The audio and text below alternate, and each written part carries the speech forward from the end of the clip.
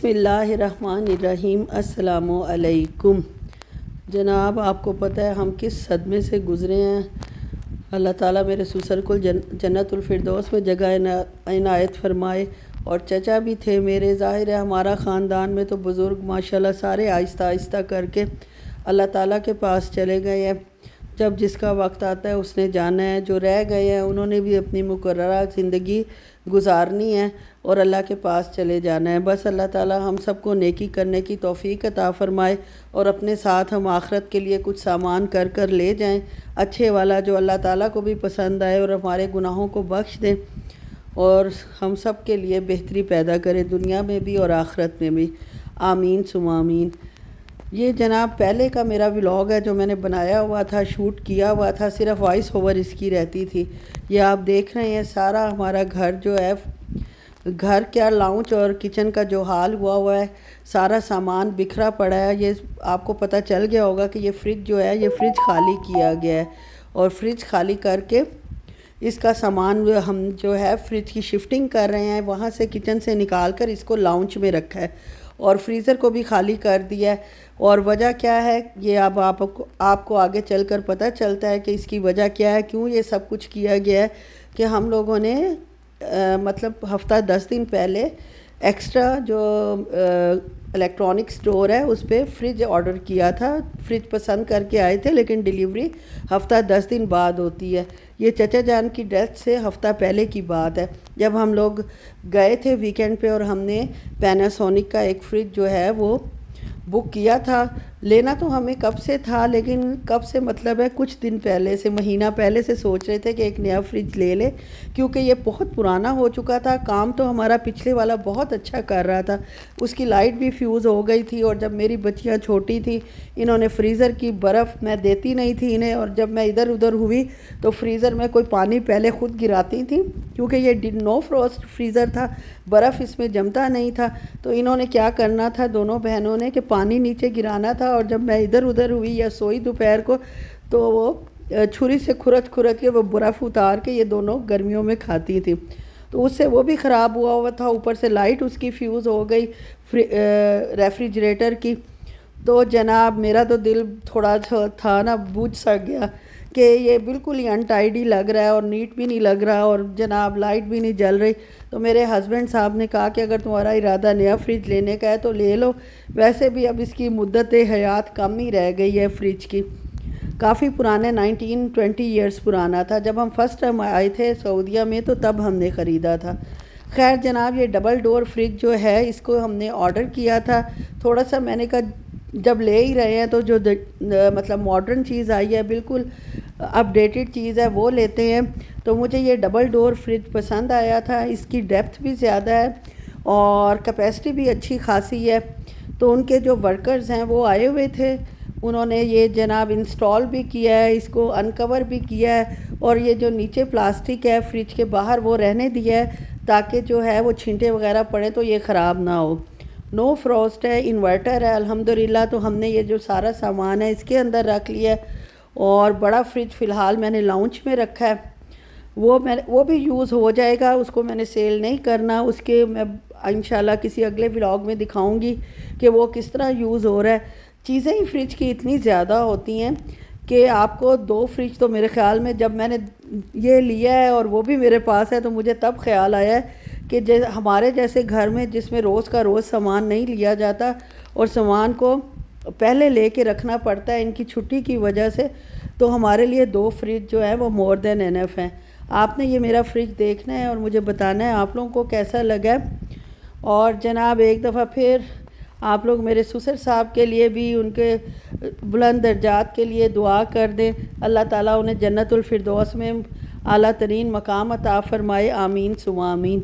जिस रात ये सारी कार्रवाई हुई थी शाम को, उसके बाद जनाब ये अगले दिन फ्राइडे का दिन है और फ्राइडे वाले दिन स्पेशल खाना बनता है। सब्ज़ प्याज मैंने सुबह फजर के वक्त के निकाले हुए थे ताकि ये डिफ्रॉस्ट हो जाए अच्छी तरह, और चावल मैंने एक दिन पहले बॉईल करके रखे हुए थे। और ये सब निशानियां आपको बता रही होंगी कि मैं बनाने जा रही हूँ आज चाइनीज़।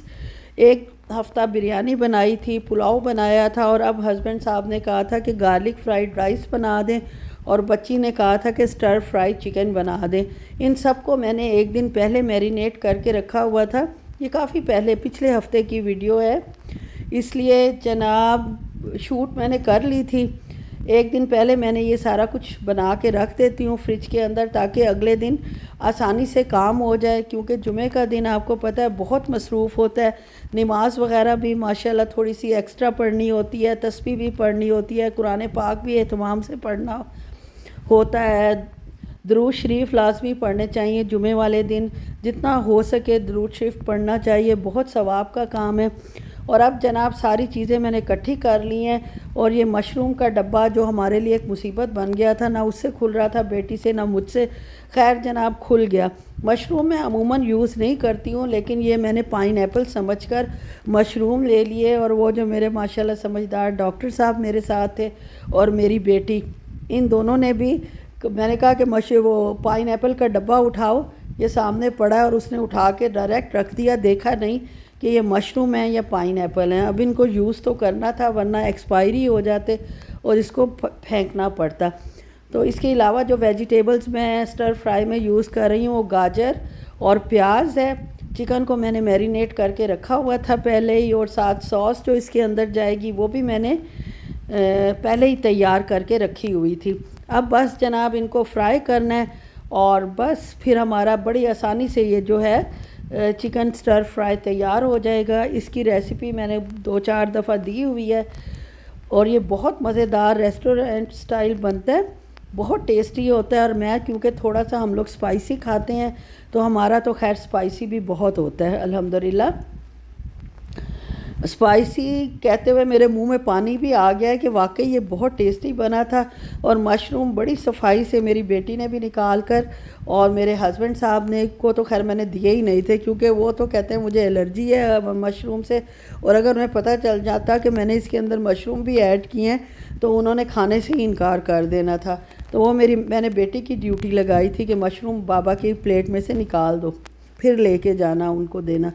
सबसे पहले हमने चिकन को स्टर फ्राई किया 2-3 टेबलस्पून ऑयल में, 4 मिनट एक साइड पे और 4 मिनट दूसरी साइड पे। फिर लहसुन अदरक का पेस्ट को थोड़ा सा ऑयल और डाल के फ्राई किया है, और उसके बाद उसमें कुटी लाल मिर्च डाली है, सब्जियां डाली हैं, और सब्जियों के बाद सॉस डाली है, और सॉस डालने के बाद फ्राइड चिकन डाल दिया।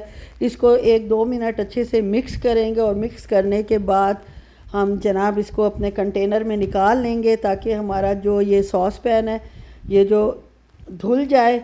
और इसमें मैं जनाब चावल बना लूँ garlic fried rice. Garlic fried rice के लिए फ़्रेश गार्लिक को छीलें तो ज़्यादा अच्छी खुशबू आती है और बहुत मज़े का बनता है। तो एक पॉट पूरा मैंने ले लिया था, उसको बारीक बारीक काट लिया। और जनाब मेरी बेटी आजकल बर्तन धो रही है, सारे दिन के बर्तन वही बेचारी धोती है, क्योंकि मेरा कंधा आपको पता है कि इतना ज़ोर खाता नहीं है। तो जैसे ही बर्तन होते हैं हाथ के हाथ वो बर्तन धो लेती है, बिल्कुल एक गिलास भी नहीं छोड़ती बेसन में। जब आती है किचन में जो बर्तन पड़ाओ धो के चली जाती है। और गार्लिक फ्राइड राइस के लिए मैंने ऑयल गरम करके बीच में गार्लिक डाले हैं, उनको ब्राउन किया है, और जनाब जो बॉइल्ड राइस थे वो इसमें डाल देते हैं। लेफ़्ट हैंड से हिलाना अच्छा खासा मुश्किल हो जाता है, राइट हैंड में इसी तरह बस थोड़ा सा यूज़ करती हूँ कि हिला लिया बिल्कुल हल्का सा। और उसके बाद जनाब ये मैंने डाली है सोया सॉस, और इसमें काली मिर्च जाएगी, वाइट पेपर जाएगी, ब्लैक पेपर जाएगी, और चाइनीज़ सॉल्ट जाएगा। अगर आपने चाइनीज़ सॉल्ट नहीं डालना तो आप इसमें चिकन पाउडर डाल सकते हैं। इसको अच्छे से मिक्स करते हैं, और इसके बाद जनाब इसके अंदर जाएगी, जब अच्छे से मिक्स हो जाएगा, फ्राई हो जाएंगे राइस, तो सब्ज़ प्याज डाल देंगे। और साथ ही जनाब हमारा मज़ेदार से गार्लिक फ्राइड राइस भी तैयार है। बहुत अच्छी खुशबू आ रही थी, पूरा चाइनीज़ रेस्टोरेंट मेरा घर बना हुआ था। और उसके बाद आप देख लें कि चूल्हे की क्या हालत हुई है। जब भी आप कोई चीज़ फ्राई करते हो तो चूल्हे की हालत ऐसी ही हो जाती है, बेशक आपका कितना चमकता हुआ चूल्हा हो। आज मैं स्प्रे वगैरह तो कोई नहीं कर रही थी, ना मेरा दिल कर रहा था, और मैंने जनाब खाली कपड़े से इसको अच्छी तरह साफ़ कर लिया है, क्योंकि पहले साफ़ था, सिर्फ ऊपर जो चीज़ें पड़ी थी या चावल का जो रात को बॉईल किए थे उसके थोड़े से निशान थे। खैर जनाब इसको अच्छे से साफ़ कर लेते हैं और वापस से इसको कवर कर देते हैं। और उसके बाद जनाब जो नीचे गंद मचता है वो भी आपको अल्लाह के फ़ज़ल से पता है कि जब आप ऐसी कोई चीज़ बनाते हो तो उछल उछल कर नीचे गिरती है। वैसे ही मेरी आदत है कि हर खाने के बाद मैं चूल्हा भी साफ़ कर लेती हूँ, और अगर फ़र्श पे कोई चीज़ गिरी हुई हो तो उसको भी मैं जो हूँ साथ ही ब्रूमिंग कर लेती हूँ, ताकि वो फैले ना, और फैल के फिर लाउंज में जाएगी जूतों के साथ और हर जगह फिरती फिराती रहेगी, जिसकी वजह से एक किचन को साफ़ करना आसान है बजाय एक सारे घर को साफ़ करने के। तो जो चावल शावल नीचे गिरे हैं वो हाथ के हाथ में उठा लेती हूँ और नीट कर देती हूँ किचन को। बस जनाब यहीं तक था मेरा व्लॉग। अगर अच्छा लगे तो लाइक शेयर और सब्सक्राइब कर दें। दुआओं में याद रखें। मेरे ससुर की मग़फ़िरत के लिए भी दुआ करें। अल्लाह ताला उन्हें जन्नतुल फिरदौस में आला मकाम अता फ़रमाए।